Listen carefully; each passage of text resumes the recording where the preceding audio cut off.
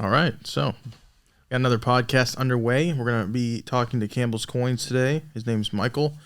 He's going to introduce himself a little bit here, but he does have a pretty large presence on YouTube, and he does post a lot on Instagram. And from what I can tell about his channel, he likes to post theories and what's happening in the marketplace with gold and silver. And Blake and him have become pretty good friends, I'm sure, over the past few years, especially with just trying to figure out where gold and silver is going. So let's get Michael on here and let's talk to him.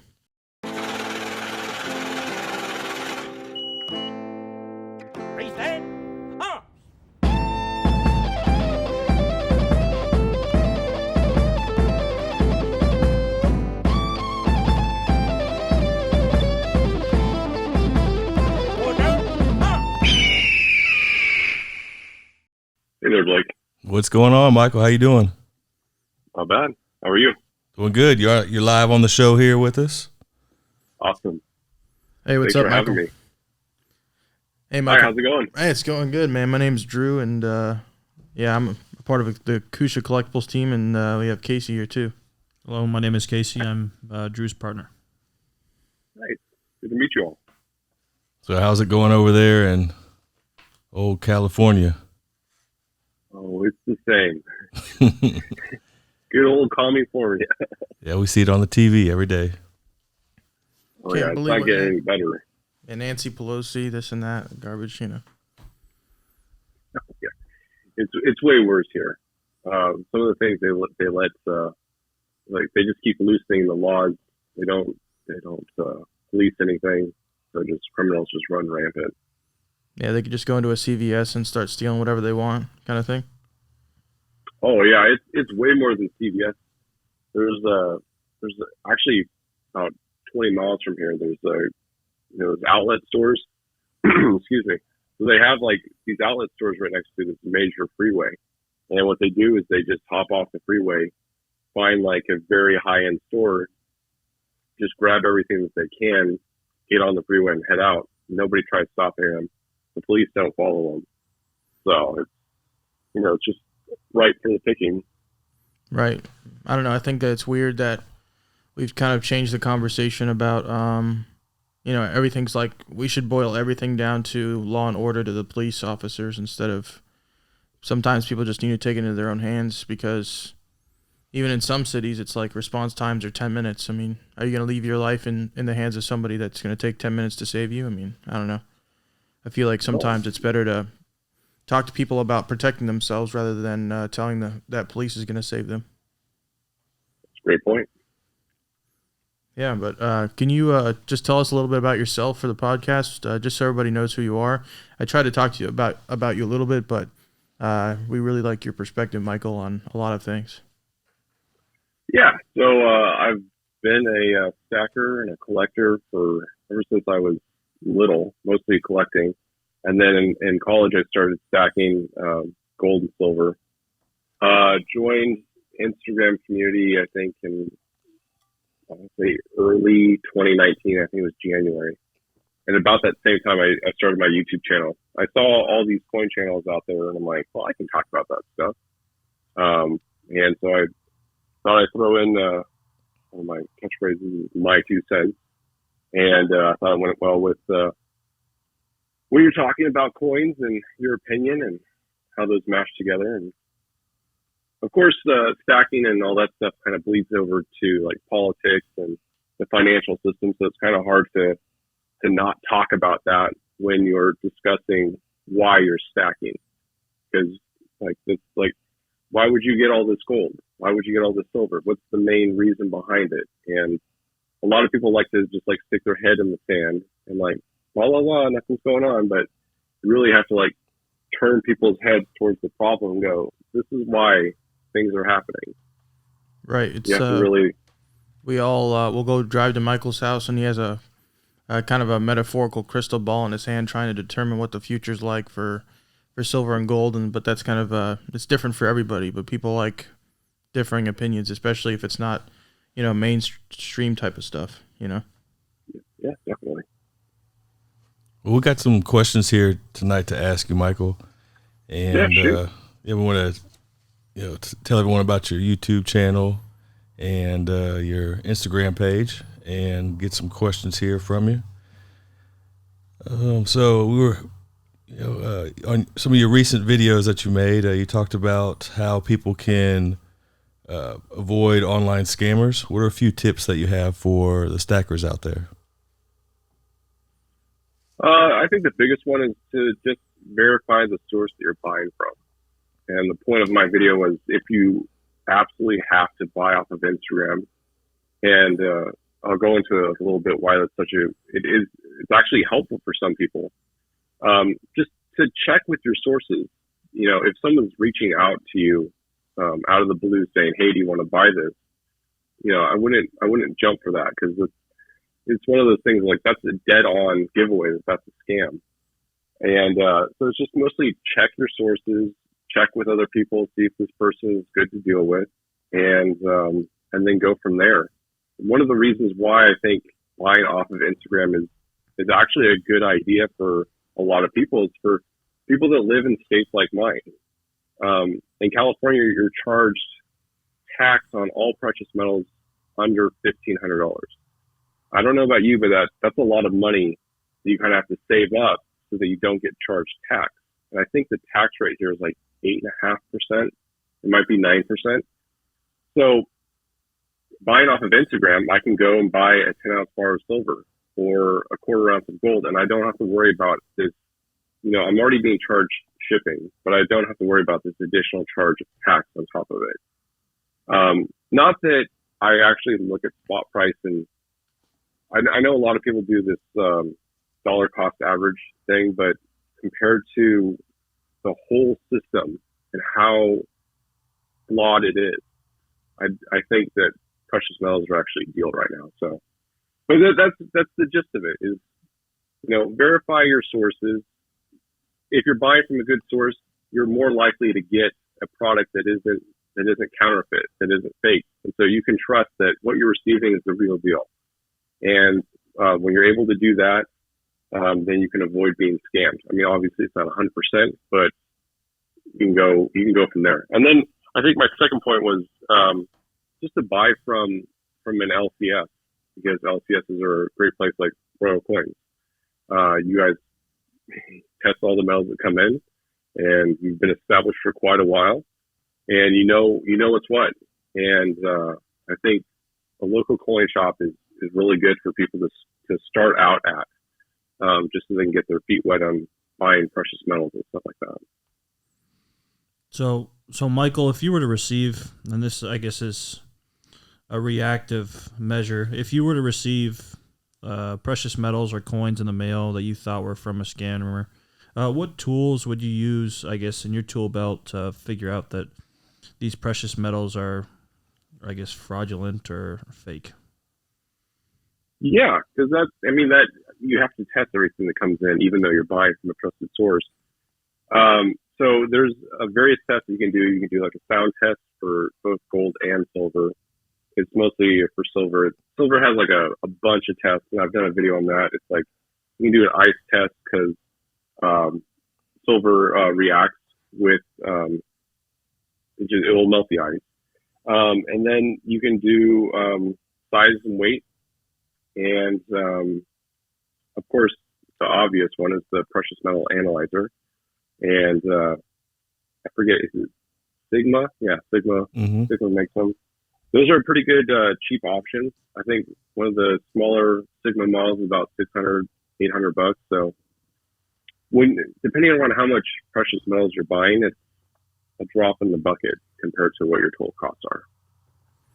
Yeah, Michael, have you ever, so like what I do with my business, when I work with people that I've never really done business with before, I don't even use PayPal sometimes. What I would just do is I would say, look, I'm a coin dealer. I'm a precious metals dealer. Send me the stuff first. Let me take a look at it. And then if everything checks out, then I'll send you a check. So is that something that you've ever used when you're kind of picking up stuff? Because you do have a kind of a big presence on Instagram and YouTube. And I think that, maybe that's something that you would use to strike some deals with people. Yeah, definitely. I've actually cut back on buying off of Instagram, and it wasn't because I have been frauded or anything like that. It's more I buy from an LCS, and I like knowing that what I'm buying is accurate. And when I was buying off of Instagram, I did not do that, mostly because I really trusted the people that I was dealing with. And what I would do is I would strike up a conversation with them. Obviously, as a business, you can't do that. You're buying from someone off of the street, or someone's like, "Hey, I got this, I want to sell it." You can't let me spend a couple of days or a couple of weeks to like talk to you and like get to know you a little bit more before we do anything. But that's what I would do on Instagram. I would just talk to people, get to know them a little bit more, find out like about their life, and then we talked metals. And so the people I was buying from, it was never. I don't think I ever did a cold deal where I just met somebody or saw something. I was like, I need to have that right now, and I don't know anything about you. Right. So you have to vet them, kind of. Yeah. I mean, I was very cautious from the get go. So I've had two really bad experiences, actually three, and I did vet them. But so one, they shipped all the silver just like in a flat rate box, because I was like, I want 2-day flat rate, and they just dumped all the metal in there. They didn't put any sort of protection around it, so it sounded like a bunch of bells in there. And when I picked it up, I was like, "Are you serious? Did he really just ship it like this?" There was no padding whatsoever, so everything was dinged up. It was just, I was infuriated. Another guy, actually, I did get scammed. So this is one that I was really pissed off about. He sent me an empty box, and he didn't tape it up. It was a flat rate box again. He didn't tape up anything. He just used like the adhesive that's on the box. And then I think somebody at the post office either opened it, or he just sent me an empty box. And when I reached out to him, he's like, "Oh no, you definitely like emptied that box out because it's open." I'm like, "I just picked it up from the post office. There's no way." And I think it was like, this was back in 2018. So metals was 2018, 2019, somewhere around there. Metal, I think silver was like $14 an ounce. It was super cheap, and it was like 10 or 12 ounces. So to me, it wasn't a big deal, but it was annoying to know that there's people out there like that. And he didn't do anything to make it right. He blocked me. And then, he like resurfaced a few months later and was like dealing with people. And I just told people, "Hey, watch out for this guy because he does this." One of the things that kind of, I think it came down to he needed the cash, and he might have had the metals, and maybe they got stolen out of the box, and he just didn't have the funds to cover it. I just think he needed the cash. So it was one of those instances where I was pissed. I was just like, "Well, this is a lesson. Don't deal with people that you really haven't vetted thoroughly." Yeah, I feel like sometimes when you're on Instagram, they're like the middlemen of bullion.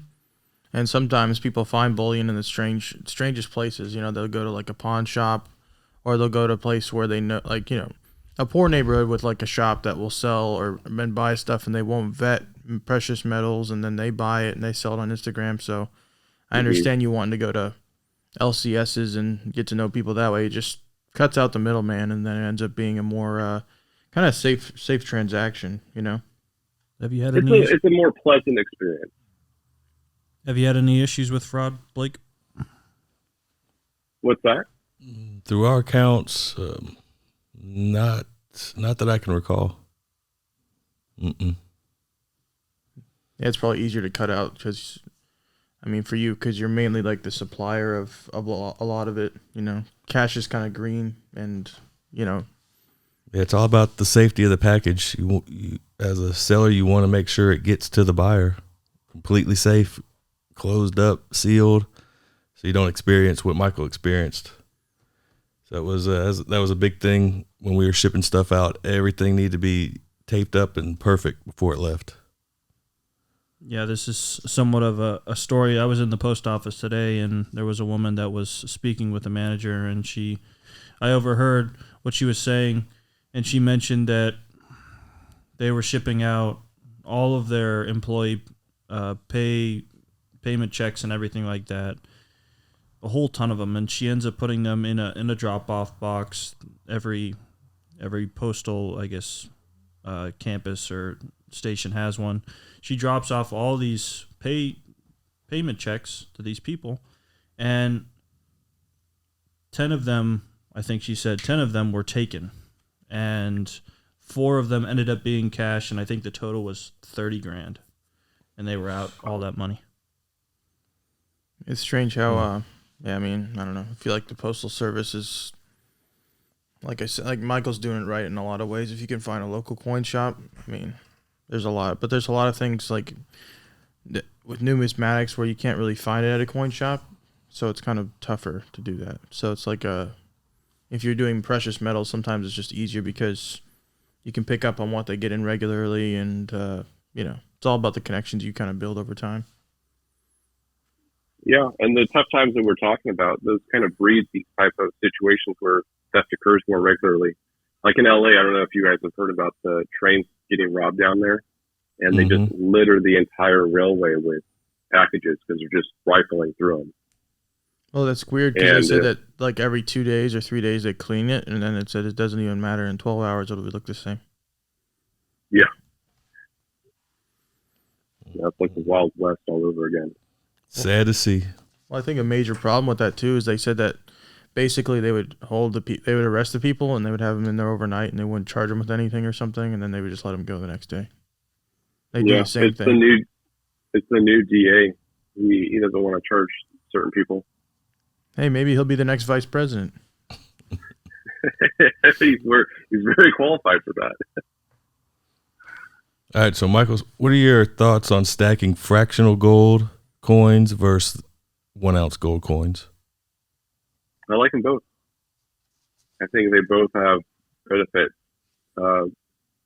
There's a lot of people that say gold is going to like 5,000, 10,000, 20,000, like really, really high numbers we've never, ever seen before.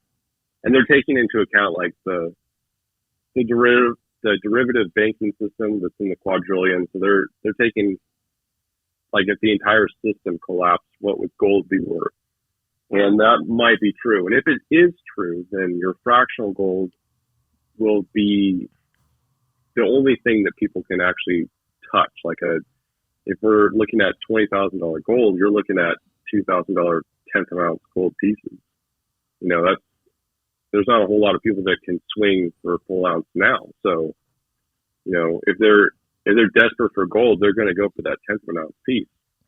And even if it doesn't go to those levels, you still have fractional gold that you can sell now and get that premium back. Well, and it's I feel like piece out there. Wouldn't gold, if it hit that high anyway, would it be more of a nest egg anyway? Like, would it be like let's hope civilization comes back rather than use it as like a bartering tool? Because I feel like, like you're talking about, I mean, what's the statistic? 60, 70%, 80% of Americans don't even have enough to pay their bills if they got laid off or anything. Like, how would, it's kind of strange. Like, if someone says, okay, gold's going to hit 20,000, and it's like, but how will you be able to barter with somebody else when they never actually got gold? Or, like, say if I brought an ounce of gold to you and you never bought any gold and I needed like chickens or a cow or whatever, like, how would you get that? How would you get the remainder back, if that makes sense? So would you say like gold's a better thing if, the world was going to end tomorrow, or would it be more of like a silver for kind of bartering? I think you need both. I don't know how far. So I was a history major, political science major, and I had one of my areas of study was the Wall Street crash in '29. And some of the images that you see there is people take what assets they have left and sell them for dirt cheap, right? So one of these guys that was a Wall Street broker was selling his Rolls Royce for $100. $100 back then was a lot of money, but compared to what it cost him, it's a lot less. And so I think that there's going to be a few stages. So assuming we're out of like the Mad Max stage of things and people are actually, willing to trade and deal with one another reasonably, then I think what you'll have is people bartering with silver. And then I think you'll have people transacting for larger assets in gold, like property, houses, businesses. And there's somebody on YouTube that I started watching a while back, and she's really smart, but she's been that, that Chicken Little, the sky is falling. She's been from day one saying this. And I don't know if you guys have heard of Lynette Zhang on ITM trading. Not yet, but tell us a little bit about her. Yeah, so she was an ex-broker, and so she started her YouTube channel talking about why you need to have gold, and she is all about gold. She doesn't talk about silver really. She has like the constitutional stuff, but it's mostly just about collectible gold because in 1933 they confiscated all the gold, but what did they leave behind? You were allowed to keep collectible gold. So her whole mantra is, I have to have collectible gold because if they confiscate the gold once again, they're probably going to write that into one of the caveats that you can keep it. So she talks about how if you're collecting all this gold, you will get to a point where when the system collapses, you can start trading some of that gold for actual assets. And she talks about buying like government buildings and then leasing it back to the government. And you can put like in the contract, like you have to pay me a quarter ounce of gold a month or something to that effect, whatever the value would be at that time. But that's I kind of like that mindset. I do see how that can happen. Not saying that will always be the case or how long, I don't know how long that period will be, but I do see that there is a point where you can transact with gold and like a barter for larger assets. To your question about like for food or chickens or like a horse or something, it's possible, but I just don't see that because I think gold will be valued so much higher than those items. Obviously, if you're desperate and you need something right away, then I'm sure that might happen, but I think that silver would be a better option for that. My thought process with the general public that's been, for as long as we can remember, right, we've been raised to think that, or brainwashed to think that cash and paper are, wealth, right? Do you think it would be difficult if we do go into a gold and precious metal type situation in the future? Do you think that it would be very difficult for the general public to get on board because they have grown up their whole lives thinking that cash or the dollar bill is what they should be chasing after and what they should be stacking? I think it'll be a quick learning curve for a lot of people. So it's like without a choice kind of thing, right?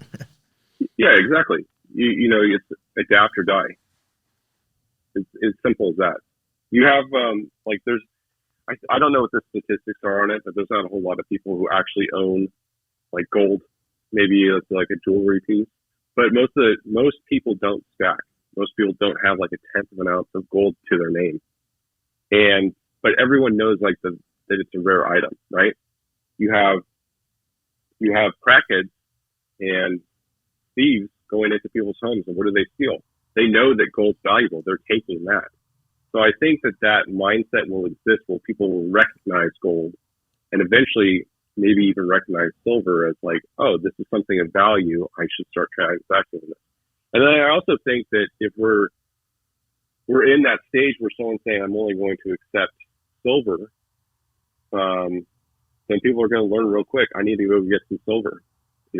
Right now, when we go to a store, they accept various payment methods. You have cash, check, credit card. But if they were all of a sudden tomorrow going to say, you know what, all we're accepting right now is gallons of gas, then you would go down to the gas station, as like inconvenient as it would be, and get gallons of gas to pay for your groceries. So I think it would be a very steep, very quick learning curve for a lot of folks. So basically, the people that could really, if the whole world flipped a script, and you would say that people would have to make themselves useful in either a service or a product form in exchange for silver or gold. I think that would happen in that instance. Yeah. Yeah, because I can't provide everything, but if I have, if I have silver and gold that I've stashed away for years, then it's going to be more. Someone's going to have to go raise chickens, and someone's going to have to go make soap, and so it's kind of like that thought process, right? Exactly. Yeah, you can't do everything. I mean, you can try, but you might stretch yourself too thin. Yeah, on that thought, I'm all on board with the fractional gold. I do like the 1/10 ounce gold coins, especially the pure versions. So there's no question when it does come down to having to barter with these things with people, especially how y'all are mentioning other people that don't know anything about it. If the coin is pure gold, marked pure gold, it's a lot easier to, I think it'd be a lot easier to barter or convince someone to accept that versus let's say a 10th ounce gold eagle. You're going to have to do calculations and tell them, well, no, it's not all pure.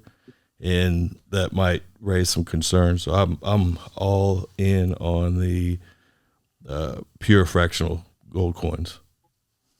And are you going after Canadian maple leaf or Britannias or kangaroos? What is your whatever's cheapest, whatever you can get your hands on? Yeah, right.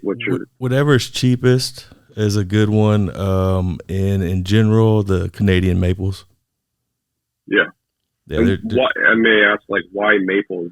Because I just did a video on the Britannias versus maples, and the Britannias are actually they're coming up in the world in terms of damn, you have a lot of features here for a lot less than a maple. Like, what's going on? And it's I'm really, really shocked with how well the Britannias are being made now.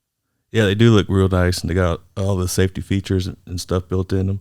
Why I get the maples is one, owning a coin shop, you kind of get the benefit of obtaining higher premium items for lesser premiums.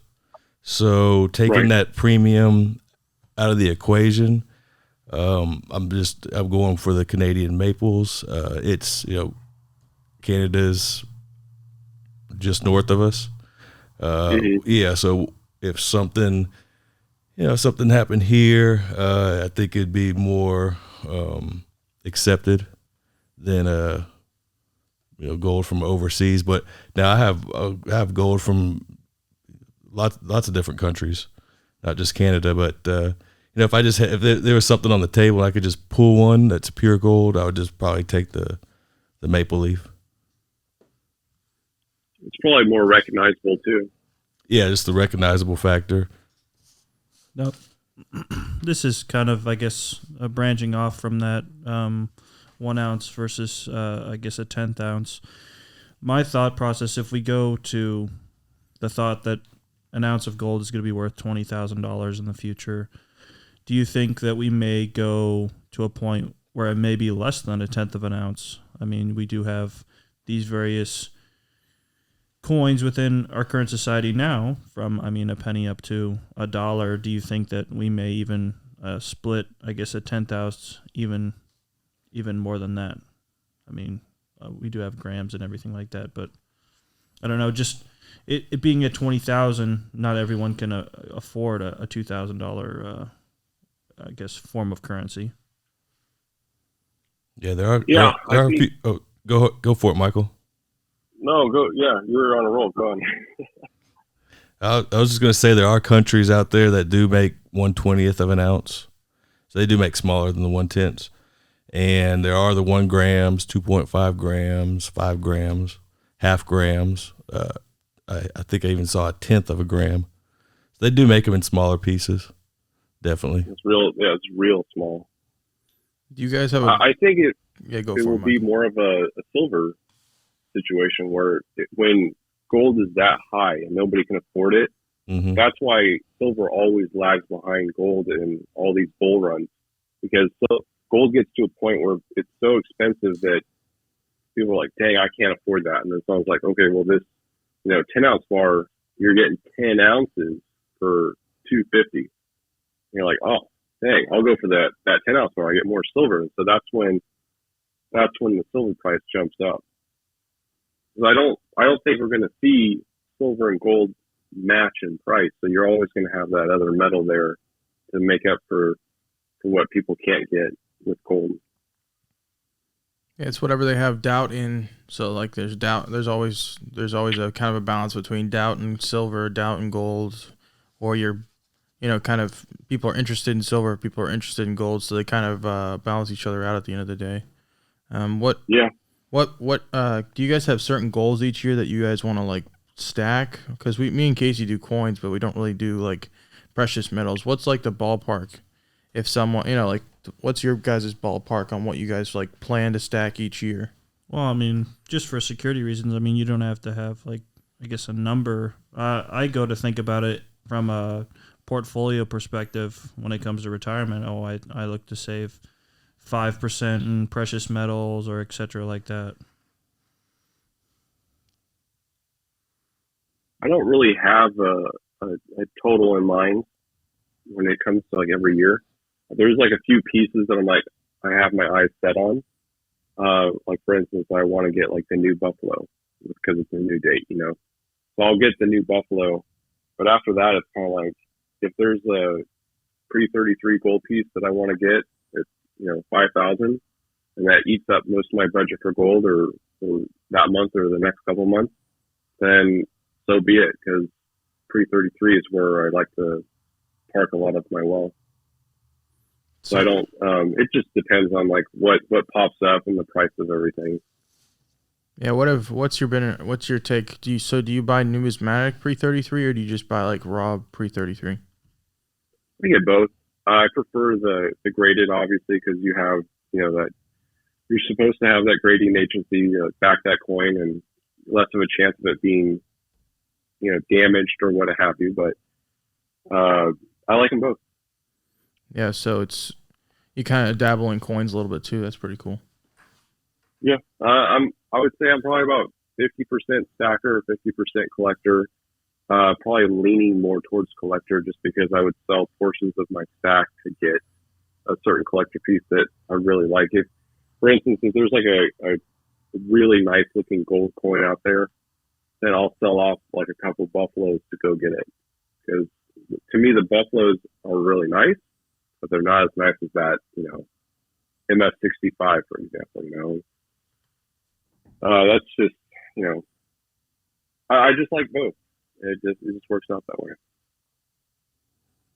So if you had to pick between modern gold coins or pre-33 gold coins, Yes. which one would it be? I think I already know, but just for the audience. Pre-33. Now, my question on the pre-33, if it's graded, are you looking for any grade or does it have to be high grade? My assumption is if you're just looking to stack it for the collectability perspective, I would get it to as close as melt with it being, I guess, graded. Yeah, I mean, that's pretty hard to find though if you were to do it. But No, I think for pre-33, for me, it's more of how rare that year that mint is. If it's like a common date, I don't really go for it anymore. I used to. I think Blake does this, but back in like 2019, you could scoop up a lot of pre-33 for melt. Like a lot of shops couldn't give it away. And it was just like, it was like a buyer's market. It was so surprising to see like how much pre-33 gold is out there and how little people wanted to deal with it. And now it's way up and above what it was before. And so I look at mostly what is most rare. What is, so it doesn't have to be a great grade, but if I can get like a Carson City, I'll try to go for like a Carson City because I know there's only like a few thousand of those left. And if it's, AU or XF, I'm okay with that as long as it looks nice. If it's all mangled, then I won't really bother with it because there's no point. But I try to go for like the highest grade that's within my budget. Say that. Yeah, it was pretty interesting how low the interest got in the pre-33s there for a while. I noticed the same thing. It just blew my mind why there wasn't any interest in it. So I just started when the interest was that low. I just started picking up all the 2.5 Indians, sticking them back, in rolls and rolls. And then not too long after that, the price pretty much doubled and quadrupled on them. Yeah. So, Michael, sorry, you go first. No, I was going to say that those are really nice coins. So what do you have your eyes set on? You mentioned that you are looking at a few pre-33 gold. What do you have your eyes set on? You're looking for a bucket list? Yeah, 1 or 2 coins. I mean, yeah. Me and Drew have been interested in the capped bust kind of gold pieces and stuff like that as of late. 1803, yeah, but that's like $20,000. But those are nice. I want to probably get a Charlotte at some point. I want to get a Civil War coin, and then I'm definitely interested in a Carson City. Yeah, you had one that was at the shop, but it's probably already gone, right? Yeah, I saw that it came into the shop. It was $20 Carson City. But those, I looked it up and I'm like, man, they move fast. Too expensive for me, but you know. What was it at? I think it was like five grand or something like that. It's not too bad. But yeah, I mean, at a certain point, I guess with everybody that's going into numismatics, it's like anybody can buy a Mint State 64 Morgan dollar, or anybody can buy a $20 gold eagle. But at a certain point, it's like, you want that wow factor to a certain coin. You want that eye appeal, but you also want that rarity, because it's like, someone will just walk by you at a show, if you have a $20 eagle and it's a common date or whatever. But if you have one that's like CAC approved or in a rattler or a better date, or if you have all of those and it's in your collection, people go, wow, like I wish I had that coin. And it's something that I don't know, it kind of stirs people up, Mm-hmm. Yeah, there's a specific pull towards those coins, and that's actually one of the things I've been debating on. If you're paying like 10 to like 30,000 for a gold coin, let's say it's like a $2.50 Indian, how many buyers are in that group that you can turn to if you had to sell it? And I'm wondering if that number is going up or if it's remaining somewhat steady. But that's one of the things I like tussle with when I get pre-33 is like how high do I go up on a coin versus like if I had to sell it for another coin that I was interested in, how easy can I get rid of that coin? And struggle with that a little bit. Well, the main pitfall for a lot of collectors is like they'll almost pay like the top premium for a coin, and then they go and say, okay, I want to sell it. How many connections do I have? Well, I can go take it back to the same dealer I bought it from, but you already you got left with the bag sometimes if you don't hold it for long enough. And that's what I've realized with a lot of collectors. But sometimes when you're a coin dealer, it's a lot easier because it's like Blake was saying, you already bought it without the premium, and then you already have 20 people you can go to and ask about it, Well, I think that's the beauty with your social media presence, that, I mean, if you go to sell, you have built this network and you'd be able to reach out to somebody that may have that deep pocket. No, definitely. I think everyone should have some sort of Instagram or Facebook presence within the coin community, not just for like camaraderie or whatever, but also because you have those connections there. If you needed to sell off something, you can sell off your insurance for your stack. Your stack is your insurance sometimes, and you can go get those emergency funds as you need them. It's a great point. We were kind of talking about this just a little while ago about the gold confiscation in 1933. Do you think the government will plan to try something again like that soon? I went back and forth on this for a really long time, And I think ultimately I came down to I don't think so. And the reason being is because I don't think that many people have gold. I don't think a whole lot of people have silver. If you look at, I don't even want to try to throw out numbers out there, but compared to the population of the U.S. or the world, I just don't think that many people have it. I think what they're more likely to do is to tax you if you're trying to sell it. So they can put some obscene tax on there so that if you do try to sell it, you're kind of screwed.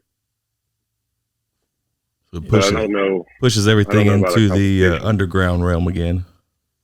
Well, yeah, exactly. Well, I think the main thing that they would have to do is they would have to fully digitize cash for that to be so if they fully digitize cash, anything that is sold with cash after that they can put whatever tax they want on it. So it would, because like you're saying now, they're saying in your state, Michael, we're putting a 25% tax on if you sell your gold, right? And then you walk over to your neighbor's house and they hand you $2,000 for an ounce of gold.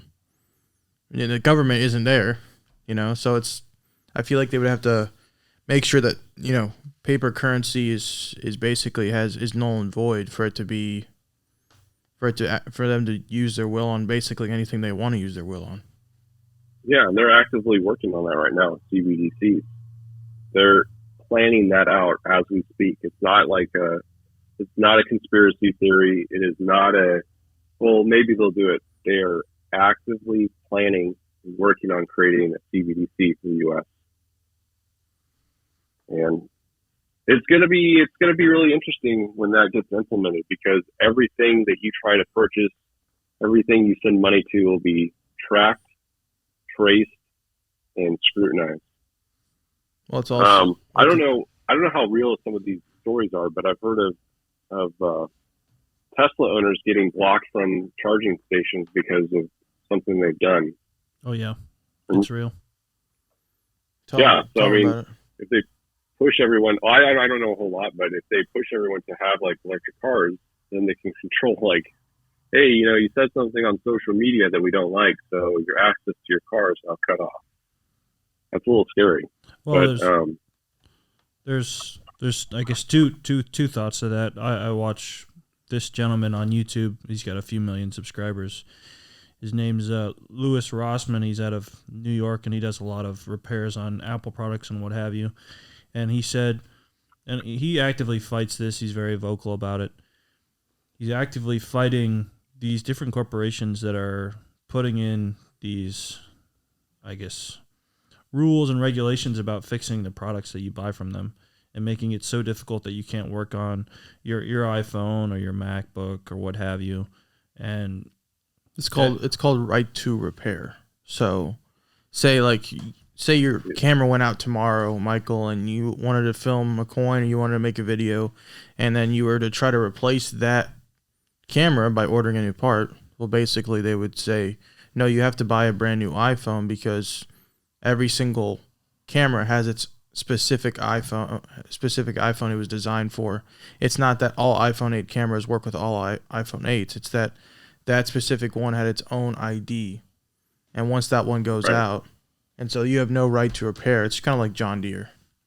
Yeah. I mean, and to your Tesla comment, there was a gentleman that ended up buying a wrecked Tesla Model S and he's on YouTube as well. I think it's, I forget what his name is, but he bought this wrecked Model S out of a junkyard, and he put it together, and he was very vocal about this, put it on YouTube, and just showing the general public how it's very easy to go and rebuild these if you have the know-how, and how he rebuilt it for $7,000. And this word got back to Tesla, and they turned off his supercharging. So it now takes him, instead of 45 minutes to an hour to charge his Tesla, it takes him 30 hours to charge his battery. So it's basically useless in every form and fashion, and you can't do anything with it. And I think that's what we're moving into. These corporations are wanting to seize more profits from almost a captive audience. Okay. Well, it's really scary. It boils down to those. It feels like everyone's saying terror these days. It's like terror is these Canadian truckers are causing terror, and we have to, in a blink of an eye, we have to take away all the money that's being sent to them, or we have to freeze their accounts, or so like even that type of stuff. And then when you watch it, it's like, man, these people are terrible people on certain stations, and on other stations they're heroes. But it doesn't really matter if the government could say, well, we'll take your house tomorrow, we'll take your funds in your account tomorrow. We could do it all in a blink of an eye. So that's kind of where it's like they don't even have to sometimes fight gold, if they can basically control the dollar, and they can control how much they print or control how much they can put in the digital marketplace, Well, and just imagine how easy it would be to shut down the Canadian truckers if they were all driving Teslas. They would just have to strong-arm Tesla and tell them, okay, shut down all their vehicles. They can't do anything. No, they don't even have to shut them down. They just say, okay, all the ones on this street, we're going to move you 10 miles that way. All the ones on this street, we'll move you. Through autonomous driving. Yeah, they'll just turn around themselves. It's, I don't know. It's just so you're putting 10x power into a bunch of billionaires' hands, basically. Just a few people. Few people are vying for all this control. It's no longer in the hands of the people, which is why it's so important to have precious metals, because it's outside the system. You can, if someone shuts down your Tesla, you can try to, pay to ride in someone else's car, pay with silver or gold. You can pay for groceries with that. You can find like-minded people who are willing to barter with you. Try to survive outside that system of control. So do you see in the future there will be a lot more bartering? I don't know. You have, with this last lockdown situation, there's a lot of people that went hand in hand down that slaughter ramp. And so I can see a lot of people complying with things. I don't know how many people would be around to barter, but I think there's a lot of good people out there that are willing to. Yeah. Well, I was telling my mom the other day, I was like, listening to the news in any sense of the word. I mean, I know this is controversial, but it's like listening to news in any sense of the word in it itself is like, feels like it's brainwashing you to think certain things. Like just say that, you make a video tomorrow, Michael, and it's like you reach 5,000 people and you get 2,000 of them to sign a petition, and that petition gets rolling, yada, yada, yada. Think of somebody that's watching Fox News 6 hours a day. Like, are they going to buy an ounce of gold? Are they going to, so it's kind of strange how it's like, if we're so religious to like all these major news networks, doesn't matter who you are and what side you're on, it feels like they're almost controlling people's thoughts and actions after a while. And those people are extremely hard to reach. Like the only conversation I can have with certain people in my life is if it's political. Mm-hmm. No, there's definitely this two poles of people within the U.S. And then there's like this third group of people that are seeing how controlled each side is, and like going, you don't have to be this way. You can be free from all that. So if really insane. Sorry. So if you had to put Elon Musk in a political group, which would you place him in? I don't know anything about Elon. I would say he's probably more moderate, or what's the word? Probably more of like an anarchist. Yeah, I mean, it's so hard to do that, because literally, I mean, we only see what we see. You know what I mean? We only see what he tweets. So it's kind of like, if tomorrow he had a different plan, or tomorrow he had a different agenda, or it could be complete, anything could be, he could do anything really. So it's kind of, for me, it's like it's like Russian roulette with Elon Musk. I mean, he's got a lot of things right now where it's like, he bought 9.2% of Twitter today stocks. He's doing a whole bunch of stuff, and it feels like it's about clout and all this other stuff and more.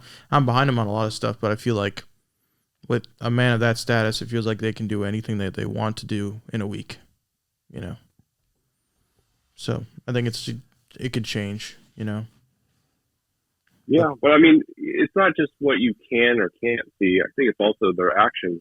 Like, he has a lot of the stuff he does is trying to thumb it into the eye of who's out there. So in that sense, like, what would you categorize a person that's trying to do that actively? You know, he doesn't go along with the status quo. He openly defies like a lot of people. He mocks a lot of people. So, I mean, that's not somebody who is willing to accept the narrative. So that's why I kind of place him in that outlier position versus just like one or another. So do you think that position and that mindset and where he's at as a billionaire is dangerous for his well-being? I mean, because he's doing his own thing. He is rebellious to an extent. Do you think that there's people out there that have the intent to hurt him or possibly harm him? I think there's a lot of celebrities that have that. I fear more of what he will do to us, not the other way around. Because I never look at. I mean, that's a really good question, because I never look at the sense of what celebrities deal with in terms of threats every single day. But with Elon, the way he talks, I mean, I've only seen him a few times on Joe Rogan, but the way he talks about AI and how he thinks AI will be at a specific point, and then when he moves forward with projects that build that AI, it's almost like he's marching us towards that level of, I don't want to say extinction, but if you were to look at like where they become sentient beings, you know, that's he would be the cause of that. You know, you could easily stop that right now and not continue down that road, which is why I find it so fascinating why he's worried about it, but at the same time he's working towards it. Well, I talk about this a lot when we bring up like controversial subjects, right? Like the right and the left talk about controversial subjects, and it's like, oh, well, we need to stop CRT or critical race theory in schools, right? But like 2 years from now, it'll be passed, right, Michael? But it feels like the way that we get started in the way that we get things passed is that if we start to talk about them. So like Elon Musk could say, AI is this, and I could send AI drones 5 minutes from now and have them do whatever, right? But it's like, it feels like the more that we talk about something, the more it's accepted, even if it's a bad thing or even if it's something we don't agree with. Once we bring it into the limelight, I feel like people start to just get normalized to it. Like if you heard about, people have been hearing about CRT, critical race theory for months and months and months and months and months. It almost feels like it's normal now. It's like, is it even in schools? I don't know, but on the news, it's normal. It's like completely normal. So I feel like sometimes when they drag it into the limelight, even if it's AI or other stuff, even with what he's doing, it's like people just fall in love with Elon Musk and they go, okay, well, I know it sounds bad, but it's like, okay, well, we're talking about it. It's going to happen anyway. What am I going to do? Mm-hmm. Yeah, I can see that. Hey, Michael. Go for it. Yeah. The only thing I worry about with that issue is, yeah, they're dragging it out into the limelight, but why would they? Is he normalizing it for good or for bad? Right. Yeah, we'd hope for good. I've heard several comments he's made on it over the past several years, and the things that he says, I would assume that he's trying to get into it to control it for the good versus the bad. Yeah, you never know. I mean, the big problem with that is that, like Michael's saying, it's like we're creating a weapon. We're just hoping the person that creates the weapon's using it for good. Because if he does create it, there's not really any reversal, Yeah, like the, nuclear weapons. Russia's got their eyes on some. So speaking of that topic on Russia, Russia's gold supply compared to United States gold supply? Do you have any info on that? Yeah, I know Russia's about 2.5 times less on paper. They have what they tell us they have says we're 2.5 times above them, but how true that is, I don't know. And do we even have any gold? Are there any golds in our vaults? Yeah, we don't even know that. The last audit done was in the 60s or the 50s, and even then it was a little sketchy. I heard something they were trying to bring back another audit here soon. Did that go through, or it just kind of faded away? I think it's still working its way through the House, but I did see that. I don't think that, it's kind of like what you're talking about with critical race theory. If you were to talk about topics to people, finding out how much gold in Fort Knox is left, I don't think it's at the very top of people's priorities. So if you were to mention, what are you more worried about, critical race theory in your schools, or like finding out how much gold the United States have? They're probably going to go critical race theory, even though, like in 5 years that could be blown over and gone. But gold is the more important topic because, we need to know how much we have there. Well, it gets to the root of the matter, which another thing I talked to my family about. We're talking about, when we were talking about like defund the police and stuff. Oh, defund the police, this and that. And, Black Lives Matter said that. And then other people said the police are, there are saviors and they're this and we need them and it's a part of our society and that. And I could see both sides. But for me, it's like we're talking about defunding the police or making sure the police have more funding. Why don't we talk about getting a firearm in every person's hand? Why don't we talk about that? That's the core issue, right? Like the core issue of a lot of things we're just not talking about. We're talking about the things that are on the peripheral edge that really won't fix the issue. And so that's why, we're talking about CRT, but it's like, well, what do people believe and how can we change that? And so it's kind of like, I don't know, I feel like a lot of the political talking points now, like I said, it's a virtue signaling type of event where people just talk about it, but there's never going to be really any change. There's never going to be any like walk back or, go back in time and try to fix some things. I don't know. I think it's just, it's an interesting kind of subject. Definitely. Yeah. There's a lot of things here in California where they don't, instead of, I guess this is across the nation, but instead of dealing with the drug epidemic, they're just giving needles and places for people to shoot up. Like that doesn't deal with it. You're just giving the end to what they, their habit. How does that fix the problem? What will actually fix the homeless problem? Dang, dude. That's just, there's some topics that are so large that it's, I don't think there is a simple solution. Well, that's another huge problem with our country for sure. I mean, it feels like when the U.S. government says a war on something, it's, when they say it's a war on drugs or they say it's a war on terror, I mean, a lot of it, we never even ask ourselves what's our stake in the mix, and like with the drug epidemic, I mean, a lot of how did California get all these drugs? How did Florida get all these drugs? And if we actually, look back in time, I mean, the biggest distributor of drugs in the United States in the 70s and the 80s was the United States government. So it's like, now that we see, now that all this stuff's been happening, it's like, well, no wonder they want to give people places to shoot up. No wonder they don't want to clean up the streets. No wonder they, so it's kind of like, I don't know, it's pretty sad with a lot of what's going on. I don't really know how to change it, but understanding the history of stuff really does help people get stuff into perspective. Well, I think you hit the nail on the head. It's from the 70s all the way through to the 80s and 90s, that was all government sponsored drug running. So when you have it happening now it's a form of control. You're keeping a portion of the population dumb. You dumb them down. Here's how you do it.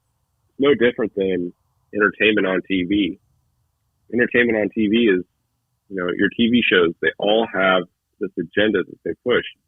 Every single one of them has this, I don't want to lambaste every single one, but most of them have this left-leaning narrative to it. And as the show progresses season after season, and let's say like a show is like on its last season, that last season of almost every show is highly politicized, where they just like have to get out everything that they feel is like their priority. They want to ram down someone's throat. And so, I mean, it's basically another type of drug where people are fixated on that. They want to watch those shows over and over again, instead of like looking at the problems going on around us. They're going to go turn on Netflix. They're going to go an escape. Yeah, watch a movie. Yeah. It's the lure of entertainment, Mm-hmm. It's like Caesar and the gladiator games. You keep a whole population pacified going to the games. So, Michael, how do you think in the future the digital precious metals scene will evolve? Well, that's a really good question. I haven't looked a whole lot into it. There was a video I did about digital precious metals, and it was like on this blockchain. I regret that I don't have like the company off the top of my head, but basically every metal that they logged into their vault was given like a token. And so you had like in your digital wallet, you have this much gold, this much silver, this much platinum, palladium. I think they were even branching out to like nickel, a few other metals that go into, electrifying our economy and the world around us. And it was, I presented that, and it wasn't a very popular topic because most of my viewers are of that mindset of like, you don't hold it, you don't own it. So why do I want a digital precious metal? But play the devil's advocate there. If we were to return to a system where we were making payments in gold and silver, that would be a way to do it. Instead of like actually physically handing somebody some gold, you can send it to them, and the series of depositories has that gold and transfers it to the other person's account. I don't know how that would actually work out, but it would alleviate a lot of these complaints that anti-gold bugs have, where they say like gold's too heavy. You can't, transact with it across the world in a single day, because you're holding physical metal. Well, the digital precious metal would actually allow that. You have, whatever your token is, it's backed by how much gold, silver, platinum, or whatever other metal you have.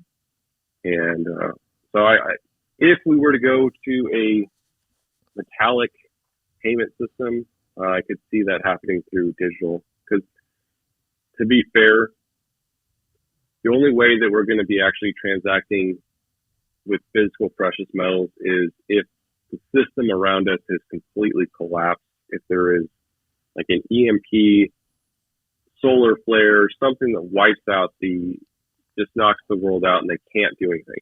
Otherwise, we are moving towards a digital system. We're fully digital, I should say. And I just don't see how we would be transacting in physical metals unless that was the case, unless the world was like in this dire strait. Yeah, I mean, because that's kind of what Casey was talking about earlier. You're chasing the bag, all these rappers. You're chasing the bag. You're chasing the bands. You're chasing the cars and all this stuff, right? And it's like, and they got $100,000 in their hand, and they're messing with it with half naked chicks and stuff. So like, if they did get a big push for digital currency, it's like bartering with gold and silver would be kind of useless because once again, I mean, if you're talking about 95%, 98% of the population doesn't stack silver or gold, but 95, 98% of the population cares so much about the money, it's, chasing the money and chasing this and chasing that. It's like, it feels like it's an argument already lost unless we get a big enough minority to make it worth it. Right.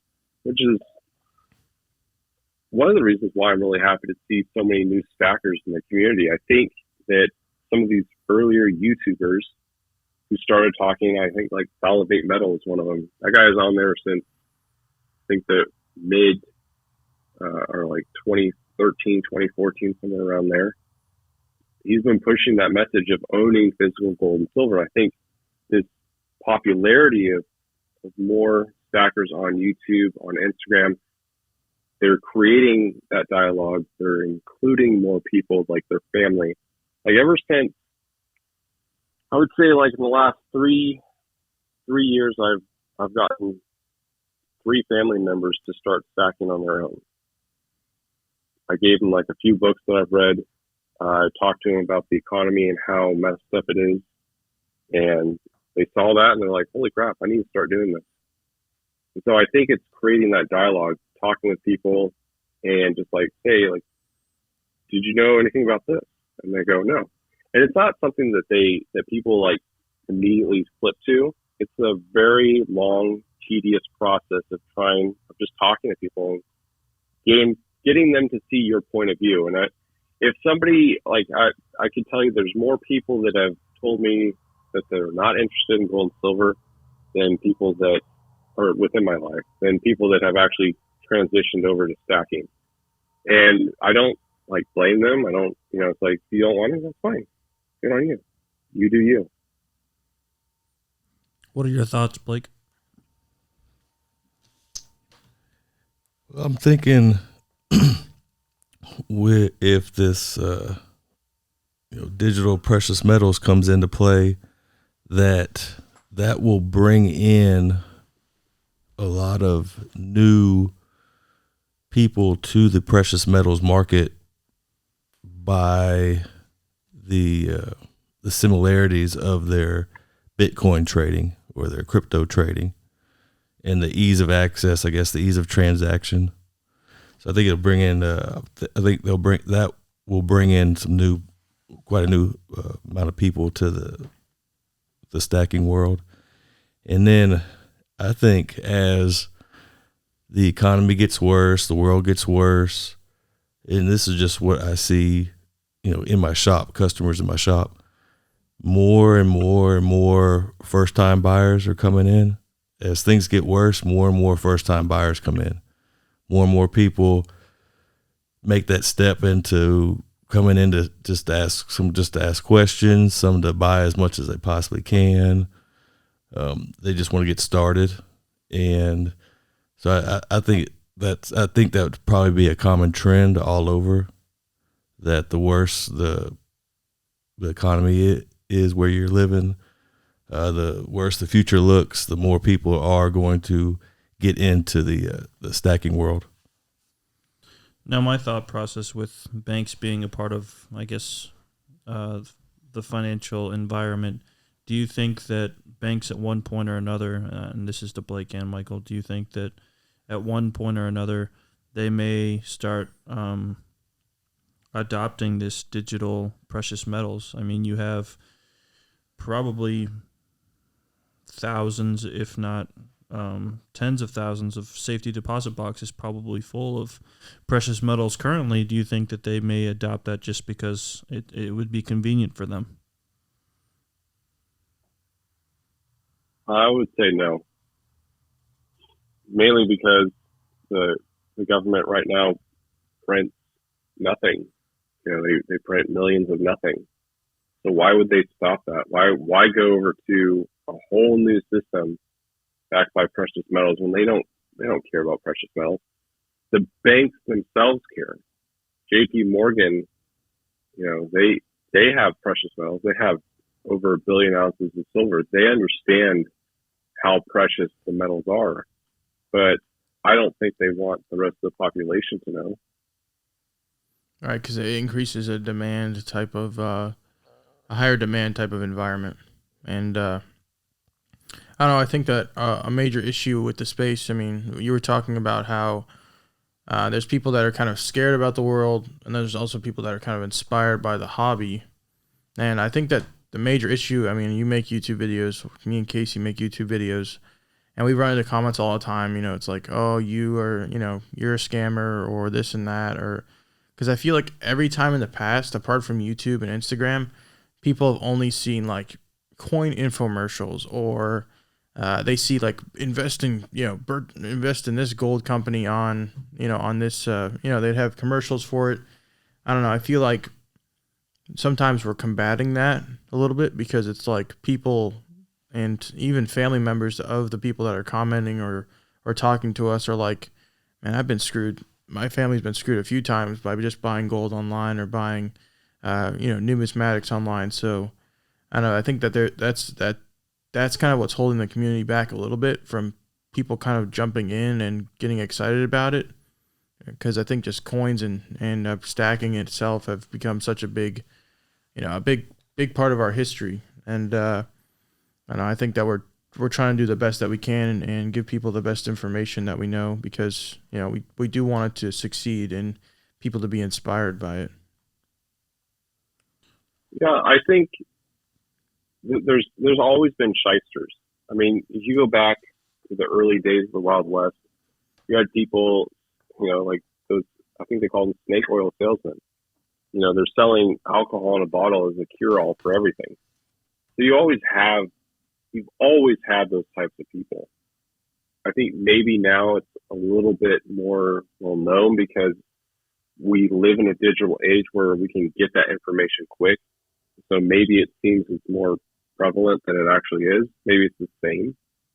I'm willing to bet it's more the same than it's always been. There's always a certain population that's just trying to scam another, group.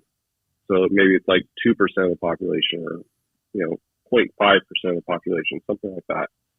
But I do agree with you. We're having to combat that bad image that these people have created over decades. I mean, I can't tell you, I'm sure you all know this, that a lot of people on YouTube will tell people not to buy pre-33 gold because coin dealers try to sell that to rip you off. Right? And because that's their experience. They're trying to warn people of their experience. Not that it's everyone's experience, but they're like, I've had this experience, or I heard it from somebody else. Not that I actually experienced it myself. I've heard it from somebody else, so it must be true. Right. It creates people that, it's like those people that they talk about that, you're good. The person that you have a good transaction with will tell somebody, someone that you screwed over will tell 10 people, tell 25 people. But now we're at like the point where sometimes it's not even you. It's just anybody that's selling any type of stuff online. So I don't know. I think it's good. We're transitioning, even I think since the pandemic, kind of transitioning to online presence with, coins and bullion. And I don't know. I'm kind of excited to see the corrupt temple of that's running kind of coins right now in a lot of the media to kind of come down, because I think, we're a lot of the age demographic that actually buy and sell U.S. coins are not younger people anyway. They're not looking on YouTube. They're not looking on Instagram. They're gonna go on the TV, because that's kind of what they were raised on, and that's kind of where their families were started. So I think that over probably the next 10 or 20 years, if a lot of things kind of continue where they are, I think that a lot of people will be transferring kind of to YouTube videos and Instagram and all the other stuff. And then a lot of the power that the infomercial people used to have will kind of be threatened in a lot of ways. Yeah, I think that's definitely true. We also have, I was doing a live with Witter Coin. They're a coin shop out of San Francisco. And he was telling me how he's had so many more younger, new numismatists come in. And he was happy to see a younger crowd coming in. It's the stereotypical older person coming in. So he's seeing a lot more younger kids. And I'm saying like in their teens and maybe like under 10 years old coming in that know a lot about coins, and they learn this off of YouTube or some other social media type presence. So I think that you're definitely right that as time goes on, we're going to see more of it. I also think that there's a lot already here. It's a slow trickle kind of thing. Yeah. Yeah, I do see a lot of more younger collectors at the coin shows as well, and coming into our store. And I think what we're all doing on social media sites and online is actually bringing the information to all these new young collectors. They're not gonna get this information at school. They're not gonna get this information on the TV. They're not gonna get this information probably from their friends. So all of us having these different pages and outlets and sharing information, I believe we're reaching out to this younger population on especially platforms that they use and know and like. So I think as time goes by, there will definitely be a lot more younger individuals getting in on it. Yeah. And one of the things that I actually started with on my channel was how to get coins from a bank. And one of the main reasons wasn't just to coin roll hunt. It was also just to point out, it could be a fun activity you do with your kids when it's raining outside. You can't go out and play. Let's look through these pennies. Let's look through these nickels or dimes or whatever. And that's kind of how I got into it. My parents, I think I was actually at a birthday party, and we got these old coin albums. I mean, they're old now, and then we just go through this pile, probably 5,000 pennies, and try to find all these different dates and fill up the album.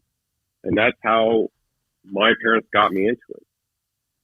So I could see a lot of that happening now.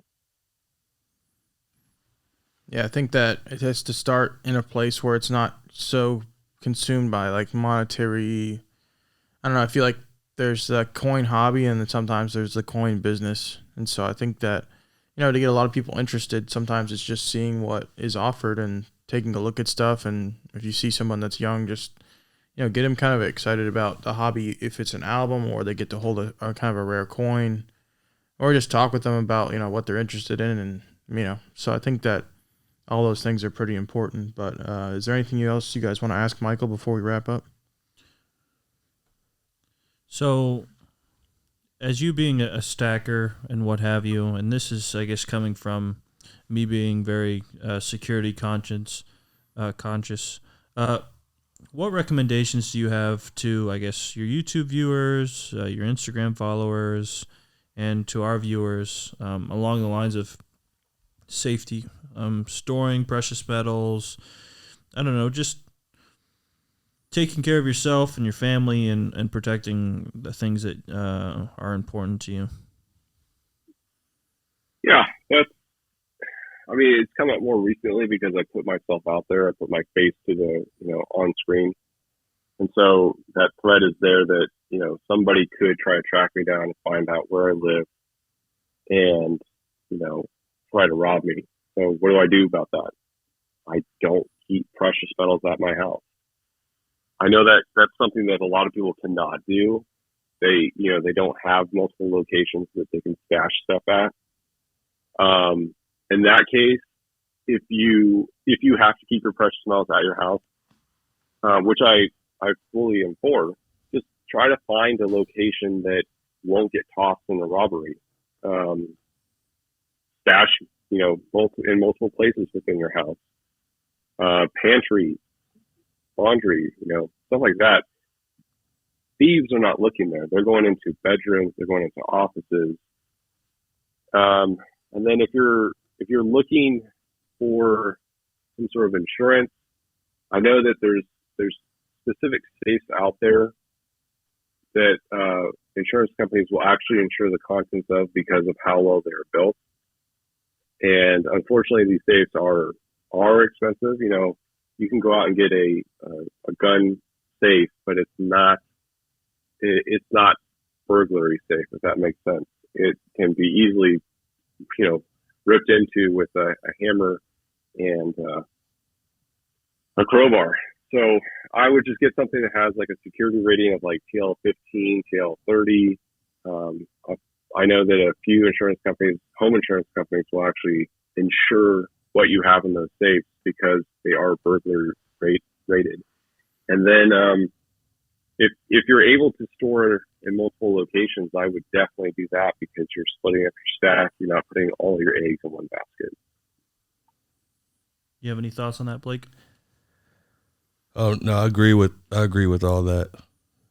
You know, there's everyone has a different scenario on what they're able to do, where they're able to store it, if they have multiple locations, if they only have one location, if it's a shared location.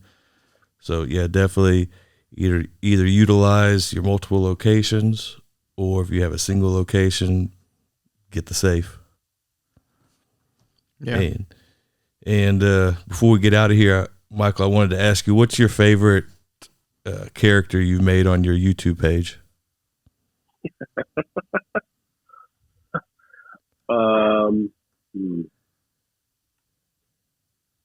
It's got to be a tie between Dr. Sexy MD and Matt, the Silver Attic Anonymous character. Yeah, those are both good. I would have to agree with that. I appreciate that. I haven't brought them into the videos for quite some time, so I'm going to have to, because people actually are requesting it. Yeah, we're requesting them as well. We would like to see them in your upcoming videos. Okay. I'll get working on that. Awesome. Cool. Well, it was good talking to you. We're going to wrap up this podcast now. And Michael, can you give the audience where they can find you at on your different platforms? Yeah, for sure. So I'm on Facebook. I don't check there that much, but it's Campbell's Coins. Same thing with YouTube. I'm on there, posting videos every week. Campbell's Coins, and then as well as Instagram, just Campbell's Coins. Nice. Same name across all three platforms. Cool. Yeah. Well, appreciate you joining the show, and we will talk to you soon. Thanks for having me. Had a lot of fun. Thanks, All right, Michael. Thank you. Thank you, Michael.